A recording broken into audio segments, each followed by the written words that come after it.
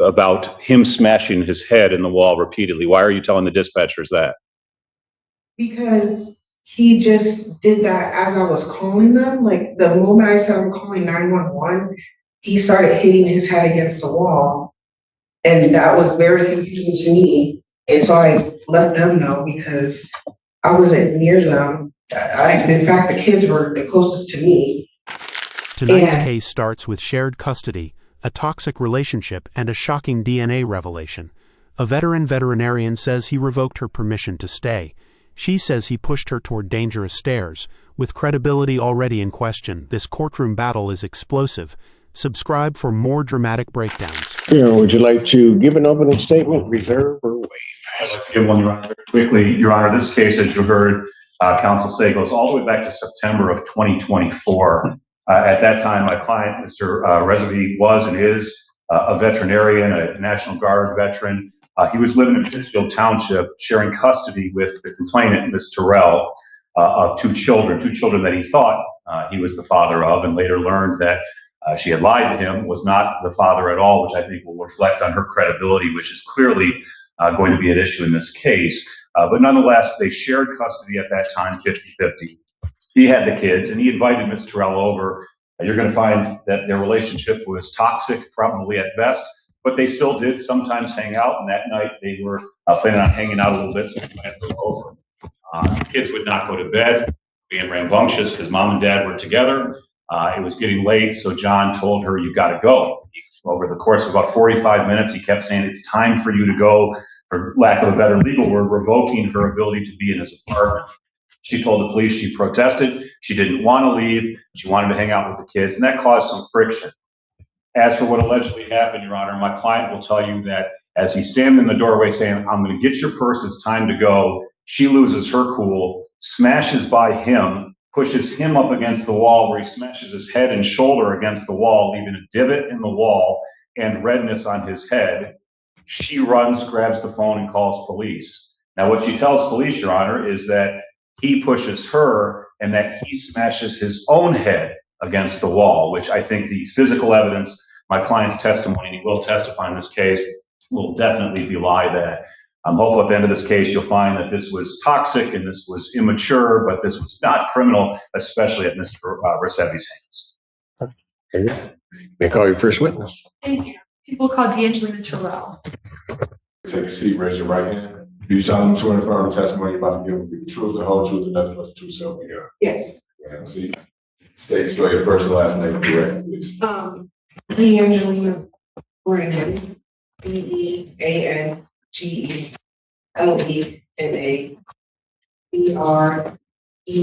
Brennan, but my former last name is Terrell. Go ahead, you may inquire. Thank you, Your Honor. And you go by Lena? Yes. Lena, do you know a John Resavi? I do. How do you know him? Bartender when we were both living in Manhattan, Kansas. Did you have a relationship? Yes, it was one of friends with benefits. And then I got married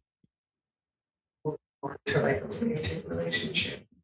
So you had a kid together? Okay. If you saw John today, would you recognize him? Is he in the courtroom right now? Can you identify something he's wearing and where he's sitting? And where's he sitting? On the left side. The courtroom to the farthest left. Okay. Your Honor, please let the record reflect that this witness has made an inquiry identification of the defendant. Record shall so reflect. So I'm going to direct your attention now to September 24th of 2024. On that date, were you at 3341 Primrose Lane? And is that in Pittsfield Township? Yes. County of Washtenaw, Yes. State of Michigan? And on that date at that location, did Mr. Resavi do anything to you that made you call the police?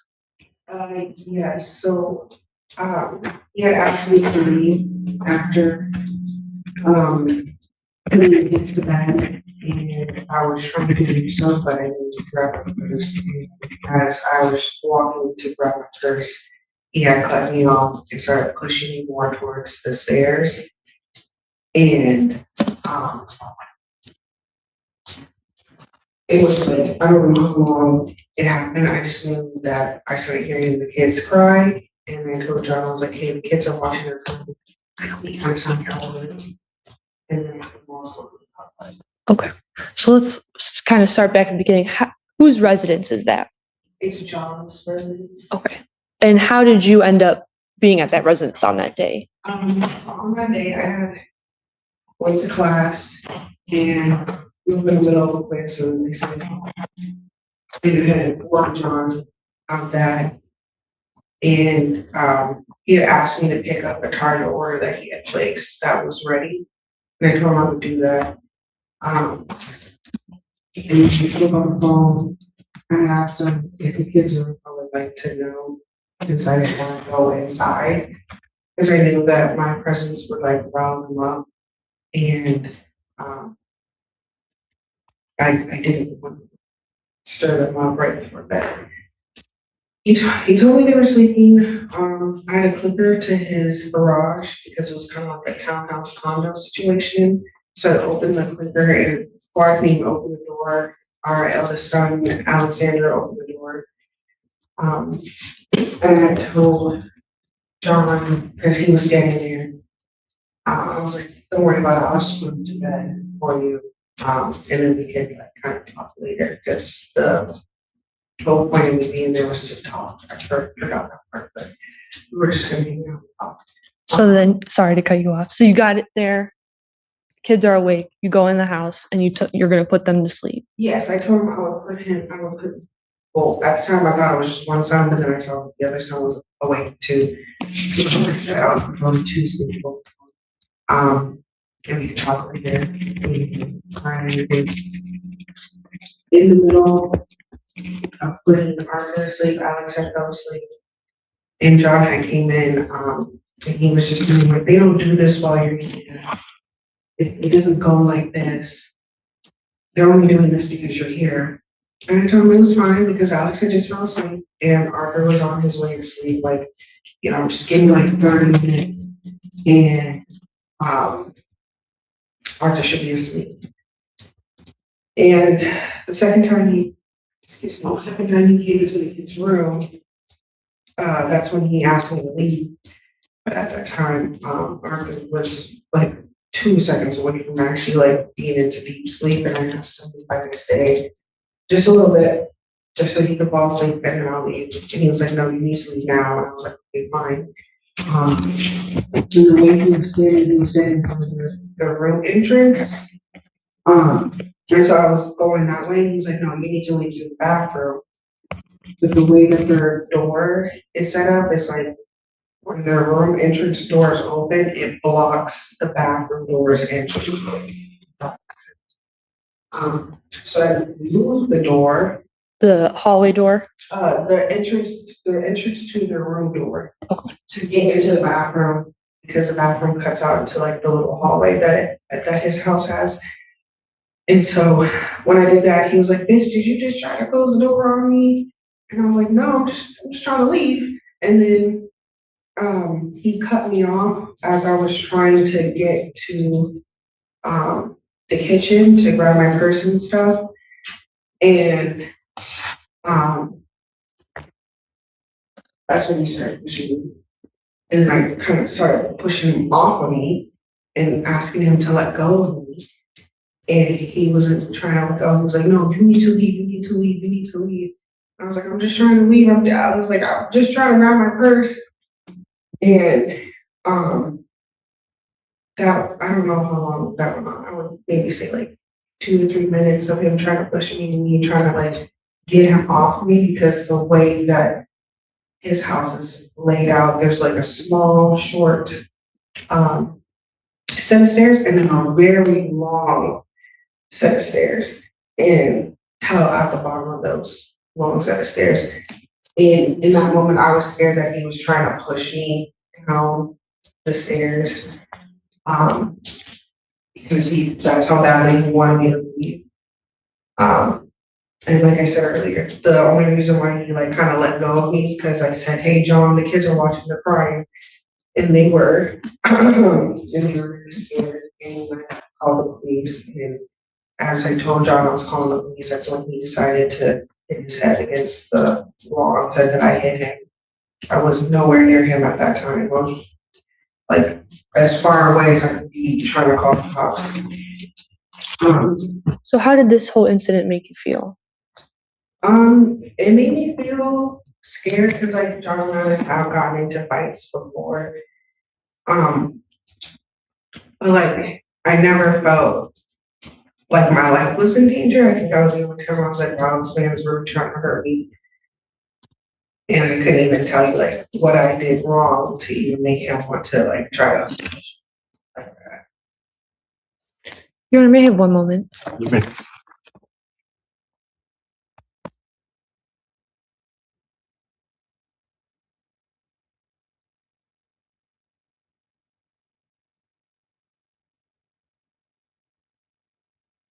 And I know you mentioned your two sons. Are those two sons you share with Mr. Rysavvy? Yes, So he is their parent? yes. Okay. Alexander isn't his biological son. That's something we found out later down the road. But not at the time of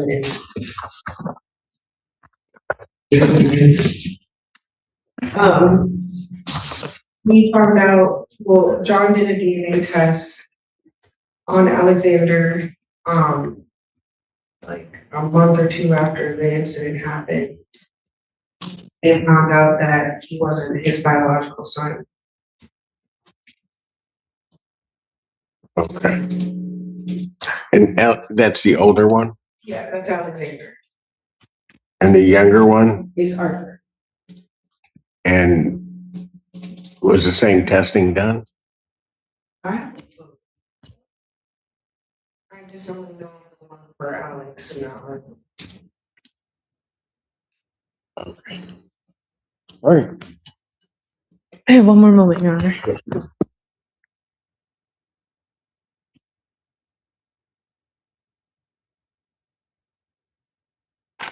Here's where language becomes powerful. Did she protest for 30 minutes, or was she simply finishing bedtime? The defense presses hard on property rights and repeated requests to leave. In assault cases, timing and consent matter. If he told her to go, does staying escalate everything legally?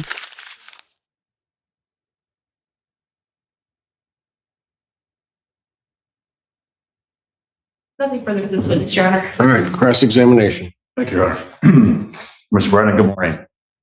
Let's start with the location at Primrose Lane. That was Mr. Reshaped's house, yes? Yes, You were not on the deed, you were not on the lease, you were not on any sort of documentation, correct? You had your own house or location elsewhere, yes? yes. So I think you told the judge and the prosecutor, he told you to leave several times, yes? He only asked me to leave once. And then when I was trying to grab my purse, because it was in the kitchen area, that's when he was like, no, you need to leave, but I can't leave without my keys or my wallet.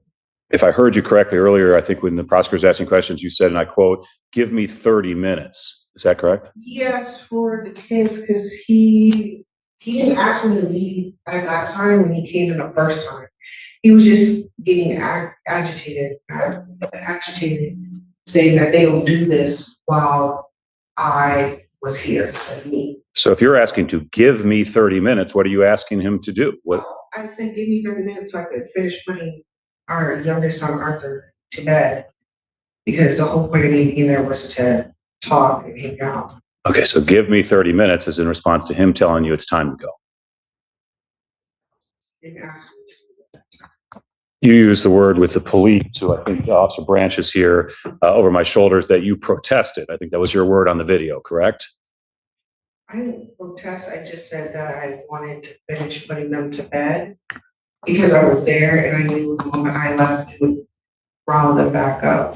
Do you recall using the word protest to the officers? I protested for 30 minutes. Say, Ma'am, with respect to a 911 call, what was your intention in calling 911? well, one, I still haven't had my purse at the time to leave.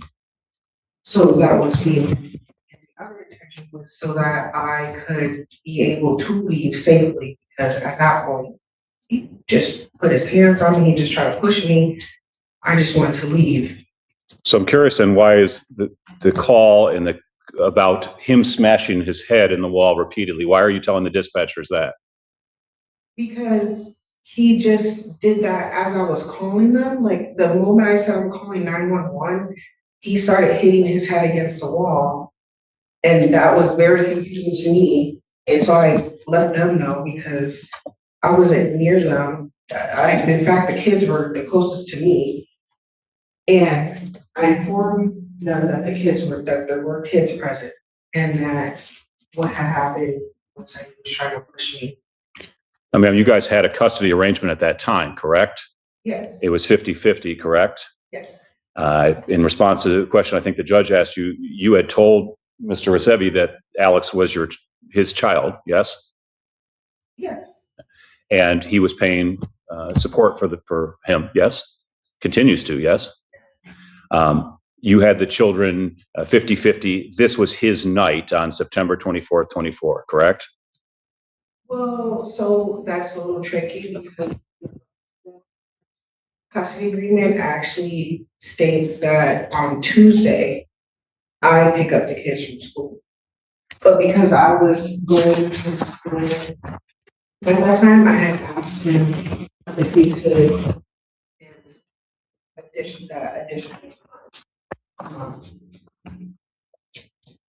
So whose night was it on this night? it's technically mine. Okay. And this particular night, you guys had 50-50 custody, correct? Did you seek to try to change full custody after this? Not full custody, but I definitely felt like after this incident, John's behavior has grown increasingly concerning, to the point that the kids were coming and telling me very concerning things. Now, Ms. Brennan, when you first gave the story to the judge, you said that my client had sort of his hands up and was stopping you from coming back into the apartment. Is that accurate? I would say accurate. He actually like was pulling me by my shirt and then pushing me by my shirt, if that makes sense. Did you have any sort of stretched out shirt, any marks, any injuries, anything that you could show the police to what we call corroborate that? I don't think so. Did you have any injury whatsoever? No. To your knowledge, did you see injury to Mr. Resevi's head? No. But of course, your testimony is that he put his own head into the wall. Is that correct? Yes. Okay. I have no further questions. I guess I'm trying to figure out. He asked you to leave, right? At some point. Yeah, he asked me to leave and then But what was your response to him asking you to leave? my response was, can I just finish playing the argument that he's almost asleep? Is that the give me 30? No, that's not the give me 30. Okay, so when does the give me 30 come? That was prior. That was the first time he came to the room. He didn't ask me to leave, but he was getting agitated and saying that they don't do this while I'm here. And I just told him, give me 30 minutes and I'll be done. Putting them to bed. And so how much time had passed before that comment and then him asking you to leave? I wasn't aware of the time I didn't see, but I feel like it wasn't 30 minutes. It was definitely less than that. When you said give me 30, what was his response? He said, okay, and he closed the door. And then at some point came back? Yes. Okay. So when he asked you to leave at that moment, I guess my question is why didn't you leave? Because Arthur was still awake. His eyes were closed, but he was still awake. And I knew if I were to have gotten up, that would have just like kind of reawakened him. And that's when I was like, really just finish playing and then I'll leave. And then was like, easily down. I was like, okay. Okay, so that was 2 times that he's asked you to leave, because he said he asked you to leave, Yes. you didn't right then, right? And then he said, no, you need to leave right now. Yes, and then after he said that, I was like, okay, fine, I'll leave. But then what I think kind of escalated the situation when I was trying to leave out of the bedroom entry door. He told me not to do that. He told me to leave. Where was your cell phone? I think it was in my hand at the time. Because I had it in the room with me and the kids. Okay. And then when you exited out, did you exit out the bedroom door or the door that leads to the hallway through the bathroom? The door that leads to the hallway through the bathroom because he was standing in front of the bedroom. Didn't ask why, but that's the door you exited out of. Yes, How far is the stairway from that door? I would say that. Okay. And then did you head down the stairway? No, because I didn't have my purse in the room with me when I was putting the kids to bed. It was in the kitchen area on like the little countertop. And is that on the lower level? No, that's on the top level. That's on the same level as the bedrooms? Yes. Okay. And so you said, let me get my purse. And then you went to get your purse? I was trying to, but that's when he cut me off before I could even grab my purse. And he started like pushing me more towards the stair where the door would lead to. Like there's a short set of stairs, like 2 or 3 steps, and then there's a long flight of stairs after that leads to like the door. Did you ever get your purse? I did once the police were there. So prior to that, you didn't get your purse. No. So did you leave the building? I went down the stairs. Okay, so hold on a second.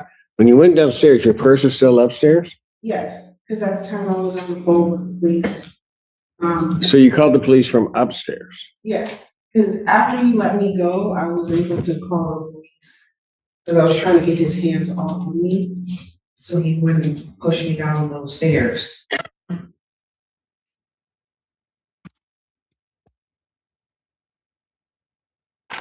Now the timeline gets intense. She says she couldn't leave without her purse and claims he blocked and pushed her. He says she forced her way through him. The stairs become central. Was she being shoved toward danger or retreating herself? Every second of movement matters here. Can I ask you, if you had your cell phone with you and he wasn't letting you get your purse, why didn't you just leave? And then, as you did, call the police from outside or wherever and ask them to come so you could retrieve your purse? Because I didn't even get that opportunity. Like once I went to the direction of my purse and he cut me off, that's when he started pushing me. And that's when the whole altercation. No, what I'm saying is, okay, that happens. So why didn't you then turn, go down the stairway, go outside, call the police to then get your purse? Because he was holding on to me, like he wasn't trying to let me go. I didn't have the opportunity to even like to fully even push him off of me so that I could even go down the stairs. The only reason why he let go is because the children saw what he was doing. And then after that, I went downstairs. Like I called the police, I started heading downstairs, getting my stuff on, and the kids too. So Mr. Guerin had asked you about a custodial arrangement. And so this was a school day? It was a Tuesday night. Okay. And so the 50-50 arrangement at the time was what? It was,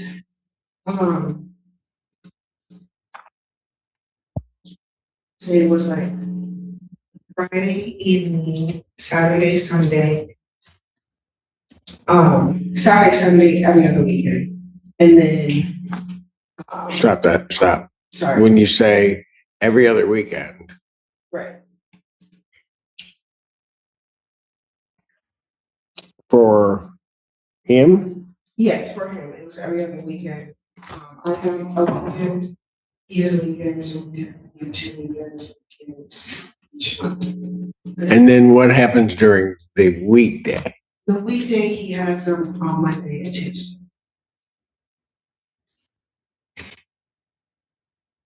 And this happened on Tuesday. Yes. So why do you say that was your day? Because the way that our original agreement was laid out was that he has them until Tuesday morning, and then I pick them up in the Tuesday afternoon. Well, that won't work because really the agreement would talk about overnights, right? Yes, So who had custody that Tuesday overnight? Look at what day of the week, September 24th. yes. I did. It was my night, but I had asked him to take care of the kids because I have class and play, so I wouldn't be able to take care of. So suffice it to say, despite the agreement that when you requested that of him, he was to then take care of the kids. Yes, And they were going to stay that Tuesday overnight. yes.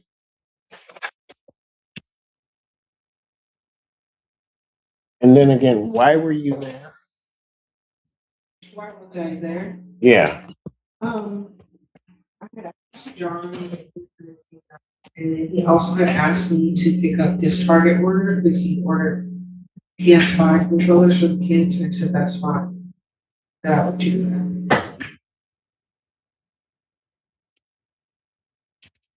Oh.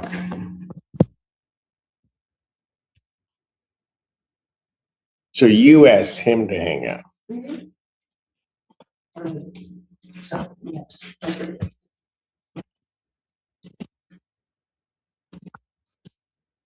So all of this, what time were the kids being put to bed? I didn't get to his place closer to like 8:30, 9 o'clock-ish. I don't remember the exact time, but I know it was like late. And had you picked up the Target order? Yes, So it was 8:39. What time was during that time the kids' bedtime? I don't know how you guys are bedtime structured at his house, but mine's at 7 o'clock.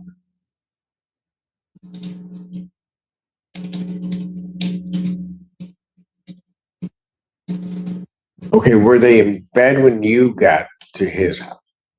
One of them wasn't. Alexander, the oldest one, How old is he at the time? he was about to be 6, and he was 5. Okay. He was 5, and he was up. He had opened the garage door, for me before I could even open it. Okay. So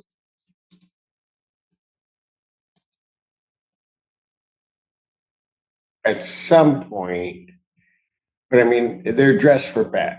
Yes, they were dressed for men. But I had informed John to let me know if they were up because then I wouldn't have to, I wouldn't really be inside. Because I knew that I would roll them up. He was assuring me that they were in bed. Right.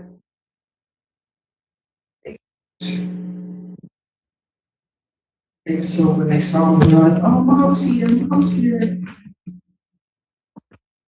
So that's when I was like, oh. Any questions based on the court's question? None from the people you're asking. Nor do I, thank you. Step in.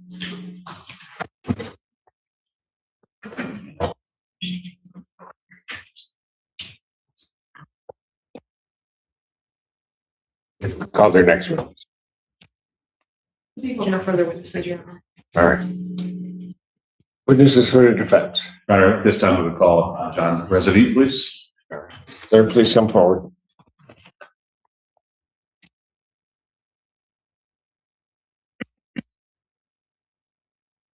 Take a seat, raise your right hand. You solemnly swear to affirm the testimony about to give will be the truth, the whole truth, and nothing but the truth, so help you God.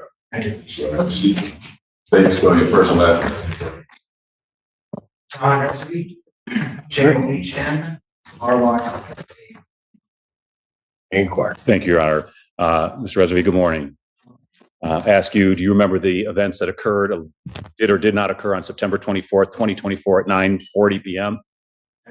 Just going to ask you point blank that night, John, did you aggressively push Miss Terrell Brennan at any time that night? Did you aggressively grab her sweatshirt, tug her sweatshirt, pull her in any way? Did you, I know it's a legal term of art, do you believe you assaulted her in any way? Were you violent towards her? Did you intend to harm her? Did you threaten to throw her down the stairs? Did you smash your own head against the wall? We're going to talk about all that in some details. Let me ask you a couple questions about you, sir. How old are you? And at the time, I'm guessing, what, 32 or so, yes? What do you do for a living? How long have you done that? I mentioned you're also a military veteran as well. What branch? Are you still in that or no? We heard some questions about Miss Terrell Brennan and your relationship with her. You two were never married, correct? Just very quickly, did you believe you had two sons with Miss Terrell Brennan? When did that change for you? In November of 2020. And we heard some talk about a DNA test. Did you take a DNA test? Yes. Was that self-initiated? Yes. And did it, in your mind, prove that the oldest Alex was not your biological son? Yes. Had Miss Terrell Brennan previously told you that he was? She did. Did she fight that he wasn't your son at that time? She refused to believe the first test. At the time of September of 2024, is it accurate to say the two of you had a 50-50 custody arrangement? It is. Heard the judge ask us some questions. September 24th, do you recall if that was your night, Miss Terrell Brennan's night, or you don't recall? I don't know. Okay. But were the children at your Primrose address? They were. I asked her that Miss Terrell Brennan had a separate apartment or separate location, yes? Yes. I want you, from your own perspective, to tell the judge what brought you two together that night. The defense narrative shifts the energy completely. He admits they planned to meet after the kids slept and says he asked her to leave at least 10 times. According to him, contact happened while retreating. Now it's two completely opposite stories, and credibility decides everything. We were going to have sex. And who initiated contact? She did. And so was the plan to meet up after the children were asleep? It was. And do you recall what time she arrived? It was approximately 8:30. Were the boys sleeping at that point? I thought Okay. They were in their rooms? Yeah.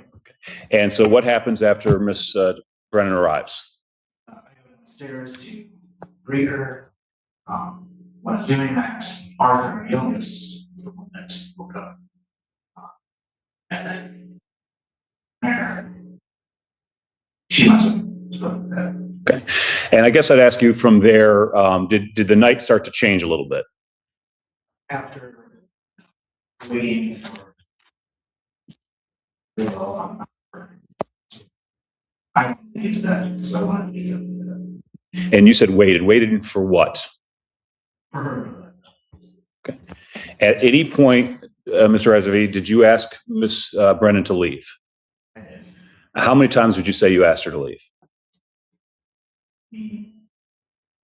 Well, I did over again. Probably at least 10 times. Getting back into your mindset, why were you asking her, telling her to leave? I wanted to go to bed. I was tired. I wanted to get the kids to bed because it's gonna be early morning. And you said, asked her many times. Did she agree? When I told her actually to leave, she stormed out the bathroom door. Was starting to go downstairs, turn around, so she just look. I told her, I'll grab it, leave. She continued and tried to force her way through me. I held my ground with that. And then during that, I had my hands up and blocked myself. My hands pushed down. I snagged my thumb on her hoodie, at which point she yelled, "Don't fucking touch me." And then she began to hit and shove me. And then I started, retreating, going back about 8 to 10 feet. All right, lots to unpack there. We heard some conversation from her earlier that she said, give me some time, give me 30 minutes. Do you recall that statement? You said a second ago to the judge that you said, I'll get your stuff. What stuff were you going to get for her? She had her purse. She also had a water bottle that I didn't realize she had brought with. She received that. So the purse I gave to her. When she finally decided to go down the steps, I grabbed it, tossed it in a little square where the stairs changed direction for her to grab. I didn't realize she had a water bottle. Police told me that it was still there, so I gave that to them, and then they returned it to her. All right, if we can back that up a little bit. At what point did you give her the purse back? After she was shoving me, I hit my head. She called the cops, and then she left. So once you grabbed it. Okay. Going back in time, when you say you'll get her stuff, why did you not want her coming back into the guts of the apartment? She's taken things before. Particularly a ring. Did you say a ring? And so when you tell her you'll get it, does she allow you to go get it for her at that point? She would not. She told me to do it herself. Okay. I want to ask you about the physical contact in very specific detail. I know I asked you this from the start, but did you sort of stop her physically by putting your hands on her? I put my hands up. She was the one that was coming to me. You indicated a second ago that your head hit the drywall. Can you tell the judge exactly where that occurred, how that occurred? So everything started near the edge of the stairs. After she started pushing and shoving me about 10 feet, 8 to 10 feet. And there, I ended up losing my footing and my head hit the wall along the shoulder. Okay.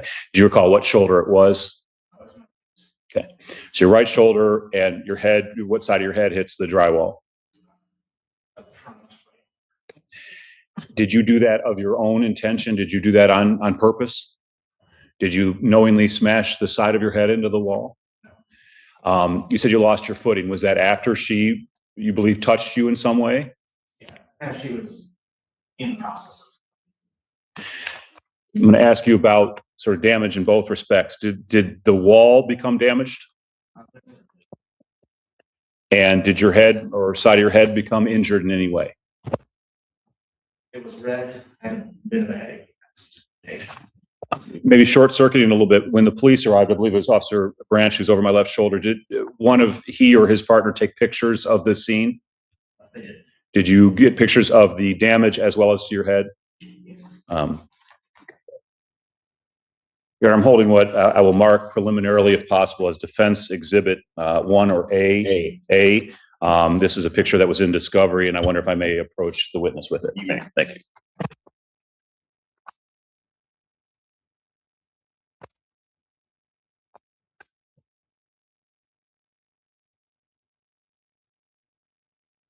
Mr. Resevi, I've handed you what's been marked as, for identification purposes, Defense Proposed Exhibit A as an apple. Do you recognize that picture? And can you tell me what that picture or those pictures are? One is of my forehead, the other is And do those pictures accurately depict what you recall them looking like, whether it be the wall or your head on September 24th, 2024? yes, And is the top picture the damage to the wall? it is. Had that damage been there prior to the altercation between you and Miss Terrell? The picture of you, are you able to see any injury, redness on your head in that picture? I am. Was that injury or redness there before the incident with Mr. L? And do you believe then that those pictures accurately depict what happened to the wall and to your head that night? Or I'd move for admission of defense Exhibit A. Any objection or voir dire? Exhibit A is admitted. Thank you. Mr. Rasevi, as I sort of finish up here, I want to talk about the call to the police. Where was Miss Brennan when she called the police? She was in between where I hit my butt, between stairs and where I hit my head. So near the bathroom door. Did she have a cell phone with her? She did. I guess, some questions about, asked her how she felt. How were you feeling at that moment when she was calling the police? I was in shock.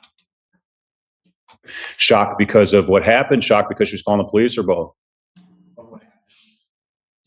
Now, I asked you some questions about the police arrival. Either Officer Branch or Escobar from Pittsfield did respond to the scene, yes? Did you cooperate with them to the best of your ability? Tell them essentially everything that you could remember about the incident? And were you honest with them? Okay, and honest with the judge today? Okay, Your Honor, I have no further questions. Examination.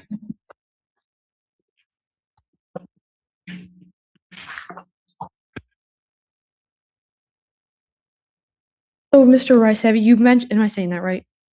It's recipe. Recipe? Recipe, okay. So you mentioned an incident in this narrative you put of someone hitting you, shoving you, you snagging your thumb on her sweater. Is that correct? Did you mention that to the police when you made the initial statement? And you mentioned also your shoulder from falling into the wall. Isn't it true that you told them that was hurt from something else previously than this incident in the body cam?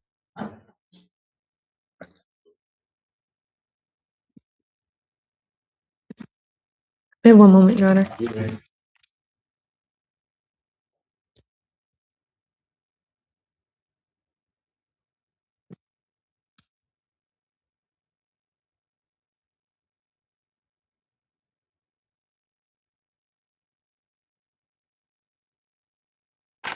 Cross-examination zeroes in on prior statements. Did he mention shoving immediately? Was the shoulder injury from something else? Inconsistencies, even minor ones, can weaken testimony. Without neutral witnesses, this becomes a battle of memory versus documentation, and the judge is watching every detail closely.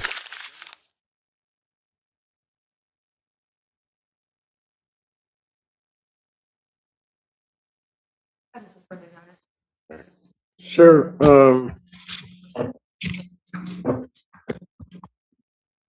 the layout of this location, is everything upstairs? So the garage is below. There's the door and the stairway goes up to it. Gotcha. Okay. And was the person in the kitchen area or where do you think, where was her purse located? First was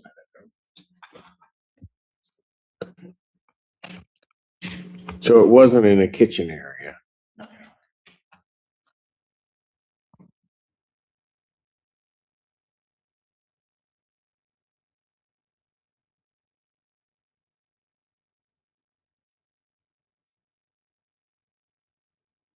Did you tell her to leave through the bathroom? I didn't tell her specifically to leave the bathroom. You didn't what did you tell her? I told her to leave. And then she got very angry.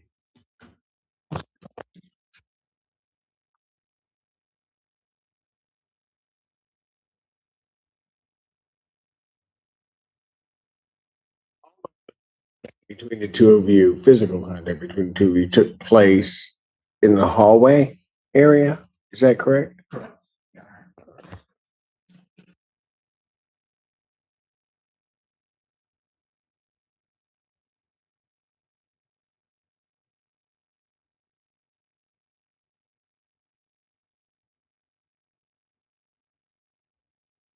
Were you not supposed to have the children that day? Do you recall? I didn't recall. You don't recall? All right. After this, was there then any other like family court actions or anything that occurred between the two of you? March, we had front of the court hearing, and then it's March of 2025, September of 2025. Okay, leading up to the March hearing, how was that initiated? What happened? She initiated it after I was not being biologically mine. I was saying this the kind words about her. Okay, so incident happens at the end of September. Sometime in November, there's the DNA test. Correct. All right. After the DNA test, then within 3 to 4 months after that, you guys are back in court. Yes. That hearing, from your perspective, what was the purpose of that hearing? She wanted to adjust the parenting time.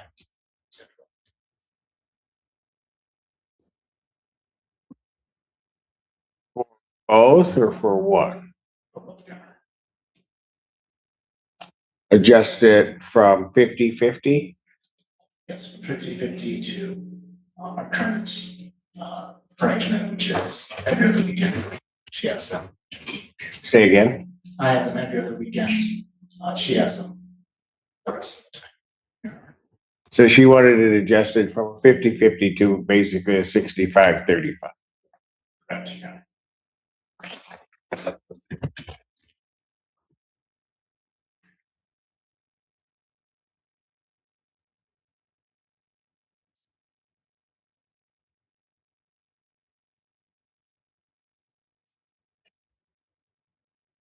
During the course of those, you actually had a full hearing before a referee? All right. Did you have a hearing before the judge then? No. Um,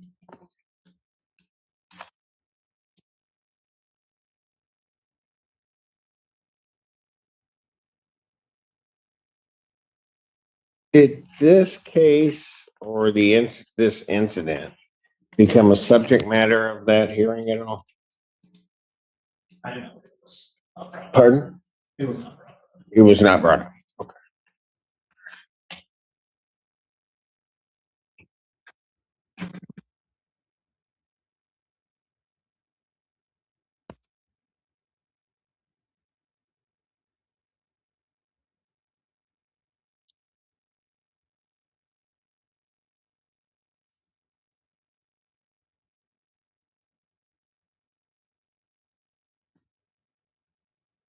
You didn't require any medical care, meaning the hospital or anything like that night? When I was arrested, I did go to the hospital when my blood pressure was. Pardon? I went to the hospital after being arrested. My blood pressure. For blood pressure.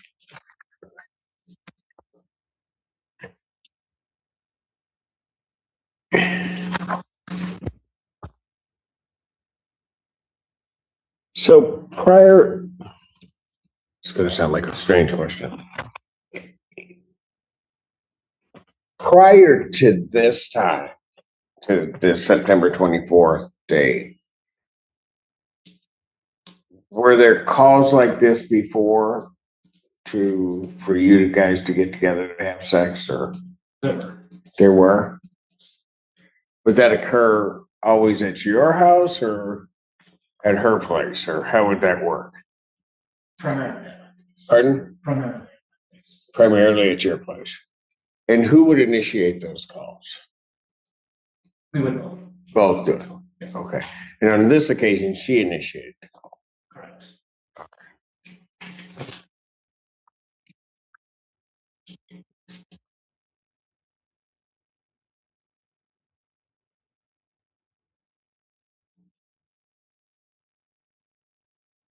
On those occasions, or let me ask you about this one. Was it going to be have sex and then leave, or was she going to stay the night? What typically would? She would generally leave. She would leave. Okay.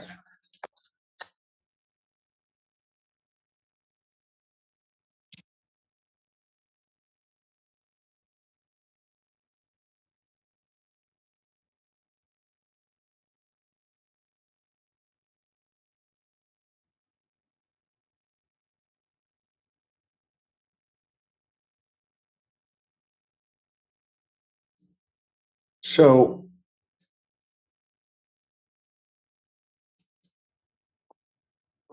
no further questions.